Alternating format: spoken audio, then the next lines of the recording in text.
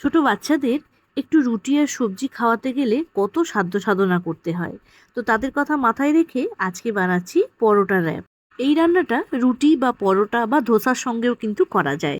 আসুন তাহলে দেখে নিই বাচ্চাদের কিভাবে খুশি করব। প্রথমে একটা রুটি ফ্রাই প্যানে দিয়ে দুদিকটা ভালো করে সেঁকে নেব।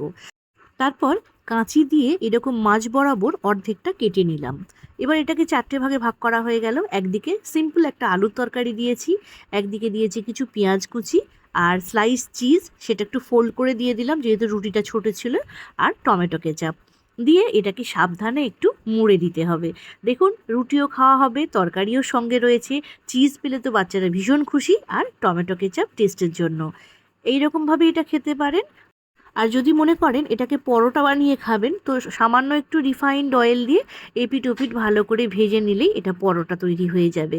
তো যেমন ইচ্ছা তেমনভাবে খান, ভীষণ টেস্টি হয়। আর এত কম সময়ে বানানো যায় যে কোনো ঝামেলা নেই, শুধু হাতের কাছে উপকরণগুলো থাকলেই হয়ে যাবে। তো কেমন লাগলো ছোট্ট একটা রেসিপি, নতুনভাবে প্রেজেন্ট করলাম, আশা করি ভালো লেগেছে। আর যদি ভালো লাগে অবশ্যই কিন্তু লাইক করে পাশে থাকবেন, আর কেমন লেগেছে কমেন্ট করে আমাকে জানাতে ভুলবেন না।